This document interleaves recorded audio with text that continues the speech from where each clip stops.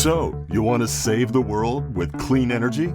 Make money doing it? Confused about the economic and technical realities of residential and commercial solar, batteries, heat pumps, EVs? Want the real-world scoop on new energy technologies, not manufacturer hype? Then tune in to the Weekly Energy Show, hosted by Barry Cinnamon. Insights from Barry's 40-plus years in the solar and energy industry will help you understand the future ways we'll generate and consume energy.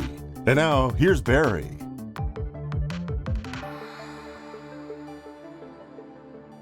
Welcome to this week's Energy Show. Now, after you've had rooftop solar for about a year and you look up at your solar panels, you'll wonder, should I clean those things on the roof? Well, that's the question that we're going to delve into this Energy Show today. All right, there's really three related questions. The first question is, when should I clean my solar panels? The second question is, how should I clean my solar panels? And the third question is, who should do the cleaning? Should I do it myself, or should I hire a window cleaner, or should I get somebody who has some real professional skill cleaning solar panels? So here's the dilemma. There's lots of misinformation about panel cleaning out on the internet and among companies. And we'll try to do the best we can to answer the when to clean question mathematically. Because if you have monitoring, you can kind of tell when your output goes down, and you can kind of tell how much extra energy you're going to harvest after you clean. We'll answer the how to clean question based on experience we've had, tried all different ways of cleaning, spoken to lots of customers, lots of manufacturers, had lots of good and some bad experiences. And regarding those bad experiences, we're going to talk about especially how not to clean your solar panels. And then we also have some recommendations on as to whom you should get to clean your solar panels. Now, here are some before cleaning and after cleaning pictures of solar panels, just to get you an idea. But first, even if your solar panels have been up for only a week, when you look at them closely, they'll look a little bit dirty. And if mine looked really dirty from the ground. So looks from the ground are deceiving because you're looking at these things from a very oblique angle, and they really look pretty dirty. But surprisingly, photons can get through a lot of the dirt. Not filthy, but a little bit of dirt film. You might see a 5 or 6% reduction in output. Not so bad. So I think it's very helpful just to start off with an understanding of how solar panels get dirty. Obviously, the most common way is from wind-blown dust. Dusty areas like farms, dirt roads, urban areas, you're going to get faster panel soiling than in other areas. In the spring, there's a lot of pollen accumulation. We notice here in California, it's really bad around April and May. There's this kind of green tint. It's green tint on the solar panels. It's green tint on your car. It's kind of everywhere. And that's most of it usually rinses off in the rain if you're in an area where it rains. But if you're in a dry area, like here in California, you need to somehow wash that off because it's just going to accumulate. And then the third way that panels get dirty is usually from some kind of debris, sometimes leaves, but those blow off. But more often it's bird. You get bird poop on the solar panels. Usually not too bad because it's very localized. And unless your name is Hitchcock and you live in Bodega Bay, the bird soiling on solar panels isn't going to be too bad, maybe just annoying. So that's something pretty easy to just fix. Just go up there and wash it off manually. Now, what happens when solar panels get dirty? Well, obviously, the output of the system is going to decline. And that annual decline is really easy to see if you have monitoring. Here's a picture of the kilowatt hour output decline on a system that's been up on a roof for about 5 years. First year had the highest output. The output was down in the second year. The output was down again in the third year. And then panels were cleaned after that third year. The output went up slightly. It didn't come up all the way, but it definitely came up. Generally, you're going to see the biggest drop-offs in the first 3 years. If you're in a really dusty area like a farm, it's going to continue to get worse. And you have to be careful when you're interpreting this data because there's some fluctuation seasonal. Sometimes you have a very cloudy summer. Sometimes there may be a winter where there's a lot of snow, obviously not here in California. And then the temperature and the rain is going to vary. So that's going to have an effect on the soiling on the panels. If it's raining, you're going to get more often cleaning those off. If the temperature is really high in a particular month, bizarrely, the output of solar panels goes down more when it's hot rather than when it's cold. And on top of the expected gradual efficiency loss that you get with panels, and it's about 0.5% a year, the soiling is going to be in addition to that. So systems will typically degrade. Some manufacturers say 0.25% a year, some say 0.5%, but it's just going to continue to go down. It's just a general, all the components in the system basically get a little tired. Okay, now let's take a look at another factor which is really important, which is the distribution of the dirt on the solar panels. Now, when you get dust and soiling like that happening on a solar panel, it happens over the whole solar panel pretty uniformly. You get this very fine layer of dust. The longer it is between cleanings, the worse that dust is. But then what happens is there's this kind of like gloppy, dirty mud that tends to accumulate on the bottom of the solar panels, towards the bottom, and really bad on the last bottom row or so. I've seen systems, it's actually pretty common. People don't clean it at all, especially on panels that are very low slope, flat panels, for example. You actually get moss and weeds, moss growing on the panels and weeds kind of cropping up from between the panels. That's on a very filthy roof. But what's interesting, and I've observed this over the years, and I finally figured out what happens is when you look at solar panels that haven't been cleaned in a while, you'll notice that the top half of the solar panels are pretty clean, and the bottom half are dusty, and the real bottom, the last row of solar cells, is really bad. That is because dew collects on solar panels at night. The solar panels are cold, there's some humidity in the morning, that dew accumulates on the panels, and it kind of runs down the solar panel, but by the time it gets halfway down, it kind of dries out, and that's where all the dirt accumulates. But it's bad because it can knock out the performance of the solar cells at the bottom of the panel, and even though you may only be shading one row of panels by 25%, it could knock out the performance of everything in that string by a lot. That's one of the reasons why some of the newer solar panels have split arrangements of cells. They're really designed to make sure that this effect of dirt at the bottom isn't as severe. And it really actually minimizes degradation. It depends on how the solar panels are installed. It depends on how often they're cleaned. But there's some things that the manufacturers are doing that's quite clever to avoid some of the impact of this soiling problems. Now, it has also an impact of the kind of inverters you have with the system, whether you have a string inverter where everything's in a string, you have optimizers where they're also in a string, you have microinverters where they're all independent.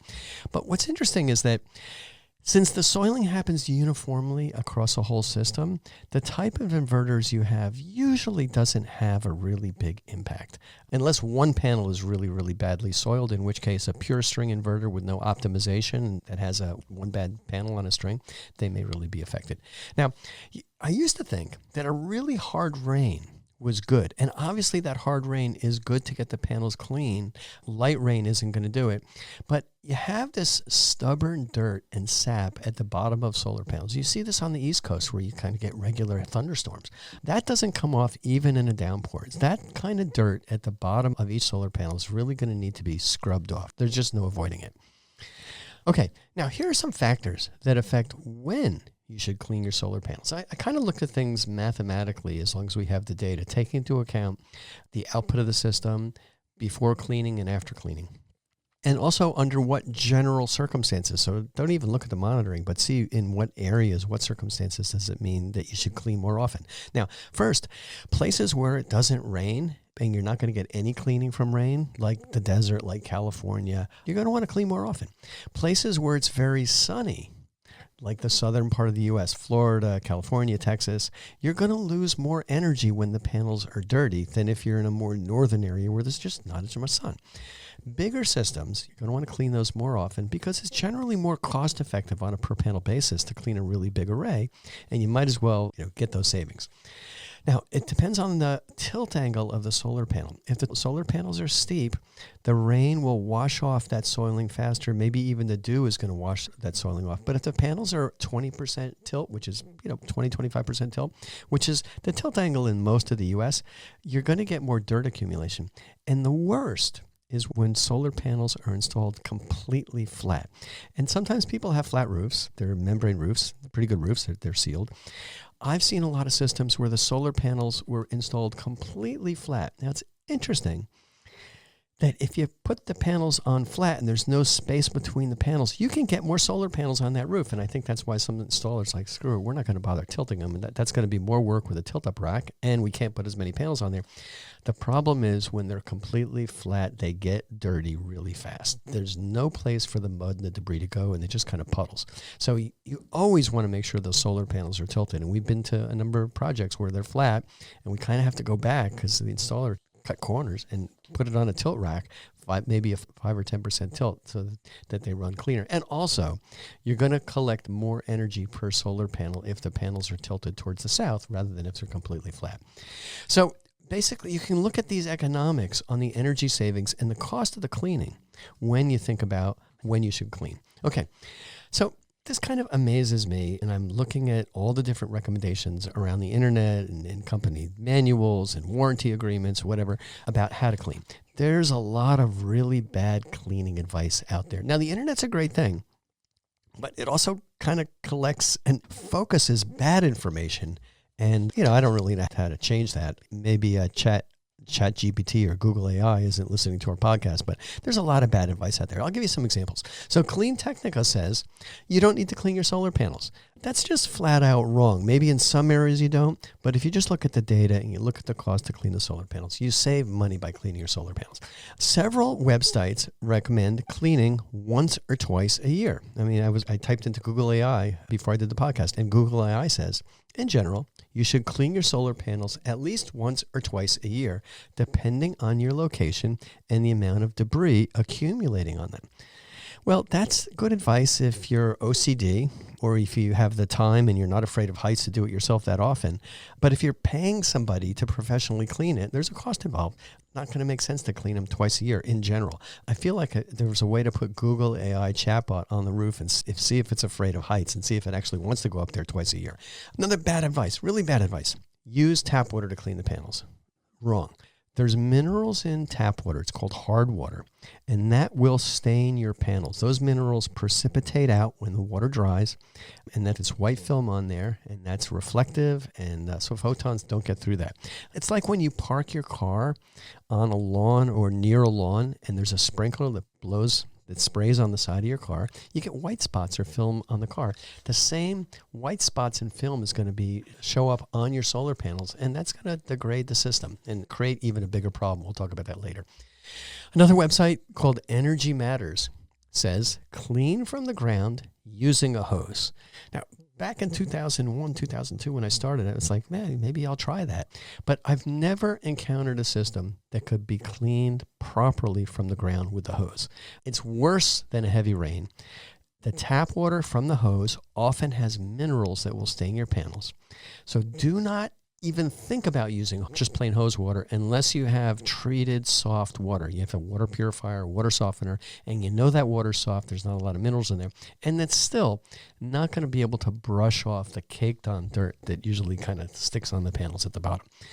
Google did a study. I'm not exactly sure who did this study or how. It just says Google. Google says, if flat, clean regularly. If tilted, don't bother.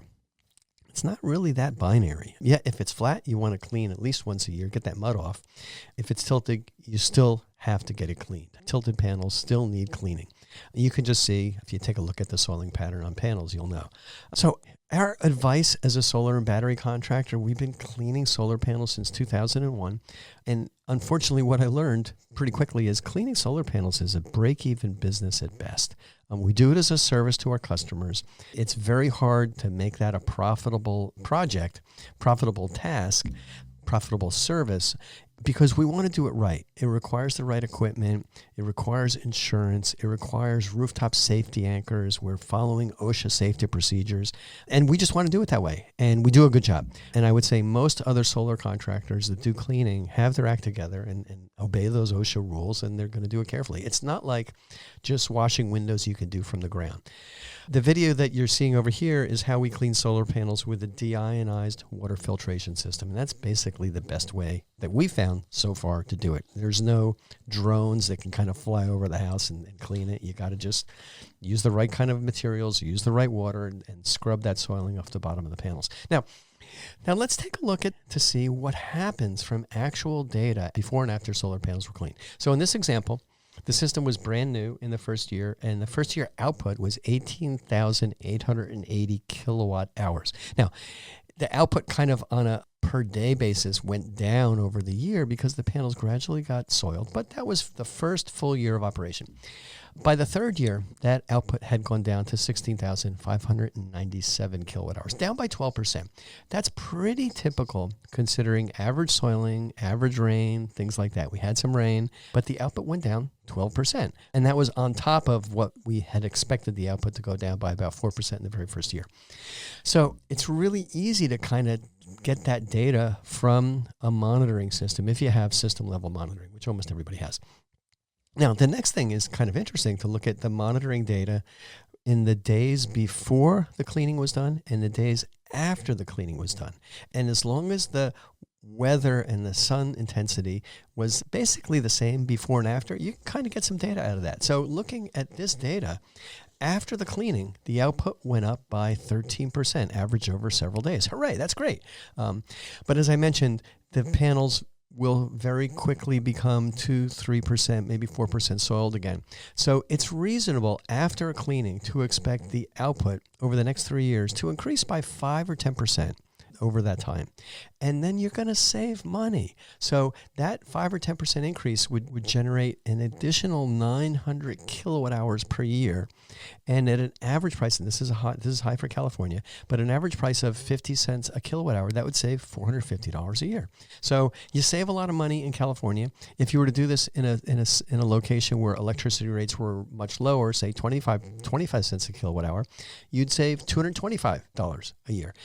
That's how much you save. Now let's look at how much it costs to clean those panels. So in this example, 40 panels cost $400 to clean. So break even in the very first year. And then you save a little bit the next year, a little bit less in the third year, and then you got to clean again. If we were to do this cleaning in Florida, that cleaning cost might only be $200 per year. But then again, the electricity rate is a lot lower, and you're still going to see a good break even in the first and second year. Now, this is for residential systems. If you're looking at commercial systems, the same considerations generally apply, except there's a lot more solar panels. You want to still, with those systems, clean professionally in dry, dusty areas. And the company that installed that commercial system or utility scale system, they know this cleaning backwards and forwards. They're going through the monitoring all the time. And they're basically looking at it very carefully and saying, under these conditions, we want to clean. And they have very automated large-scale equipment using deionized water, sometimes brushes, and even special trucks that do this very, very efficiently, kind of like a moving car wash. So commercial systems, the numbers are even more important to look at, and you can save even more. Okay, so we talked about when. Now let's talk about how you should clean the solar panels. So the first thing, number one, always take safety into account. It's slippery. We had one of our very first injuries at Cinnamon Energy Systems, a while ago, because the trained person that was cleaning the solar panels slipped coming down the ladder. Everything else was good, but he broke his foot climbing down the ladder. So safety is always first. Now, when you come to how they should be cleaned, this is where, we talked about this conflicting and often incorrect advice. Google AI. To properly clean solar panels, rinse with a garden hose using soft, non-abrasive sponge or cloth. We're not cleaning plexiglass or anything that's easy to scratch. Glass is very, very hard, and it's not going to scratch. And absolutely should not rinse with a garden hose. So Google AI, 2 strikes against you. Don't use a garden hose. It's going to create, you're going to get those minerals. And a soft cloth is not going to get rid of that soiling. You could use up with a plastic brush with bristles. That's okay. Don't super scrub it, but those plastic bristles are not going to scratch the glass in any meaningful way. So we talked about the basic points. Safety first. Be careful on the roof. Never, ever walk on the panels, and be very careful because when you're cleaning, there's water up there. It's going to be even more slippery. When you're doing the cleaning, turn the solar and the battery system off. Otherwise, you're going to have some live wires on the roof, and there's water up there, and everything should be fine. All the conduit and all the wiring should be safe. But just in case, you want to turn that off. Now, we talked about the fact that solar panels, they're made of tempered glass. So if a stick or something, small falls on it, even a golf ball, it's not going to crack. And glass is a very hard surface. So don't worry about, you should consider which we do, use a brush with plastic bristles or something else. Don't use wire bristles. That's not a good idea. Now, some of the older solar panels, and people aren't doing this anymore because it didn't work out, but they have anti-reflective coatings on the panels that actually helped reflect the bad wavelengths from the sun and actually help absorb even more. But these anti-reflective or AR coatings, they had a tendency to wear off. They're no longer commonly used. But on those panels, these older panels, if you used a brush, that would accelerate the wearing off of those coatings. It theoretically would improve the efficiency. As far as the most important material to use deionized water. That's water that's been specially treated so that all the minerals were removed. And it cleans very, very effectively. It's kind of almost like soapy water, but there's no soap in it. If you don't have deionized water and you're doing this yourself, tap water from a hose in a bucket is okay. But don't rinse the panels too much. What we would do typically when I used to clean my panels ages ago, I'd wet the panels with water and detergent. So you use a car wash detergent or something like that, something soft, or, Dove or something that you use in the kitchen. And then scrub it with a soft brush, hose off the soap and the dirt, squeegee all the excess water off. So if you squeegee that water off, then there's no way for the minerals to accumulate when the water evaporates. If you don't have a squeegee, what you could also do is just give it a very light soapy wash. So you end up with a soap film on there, but that's not going to allow the dirt to accumulate and the minerals to accumulate. Then give it a very light rinse. Maybe leave a little bit of detergent film on there. Don't wash it off very thoroughly, because if you're just washing it off with water, you're going to end up with plain water on there, hard water on there. When that water dries, you're going to get spots. So, backing up, most important, never just hose the panels off without using deionized water or some kind of water with detergent. And I just think back, this goes back over 20 years. One of our customers ruined a set of solar panels by cleaning with a hose. And this customer was in Fresno, and I remember getting this anecdote from the customer. When I hosed my panels off, it was a hot day in Fresno, not unusual. When I hosed my panels off, the output of the system immediately went up. So instantly thinking, clean solar panels, higher output. The reason why the output went up is that cooler solar panels generate more power, not that they were slightly cleaner. And this customer had also kind of regularly cleaned these solar panels, and the panels were very high-performance panels with this stippled glass coating on it. So the finish was stippled, a textured coating. And the minerals accumulated in that texture, and we could never, even scrubbing that glass off with trisodium phosphate, we could never get that mineral film off. Essentially, those panels were kind of permanently damaged. All right, so now let's just go back to, we talked about the when, we talked about the how. Let's talk about who should clean your solar panels. So simple advice, if you do it yourself and you're following the instructions that we talked about here, or if you have a window cleaning company that is skilled up on the roof, they're following the safety procedures that we recommend you do, then yeah, they might do an okay job. Some solar contractors who provide maintenance services, basically the ones that are answering the phone that have extra staff to do this, they also do the cleaning. They'll do it professionally. Ideally, it's the installer that put your system in.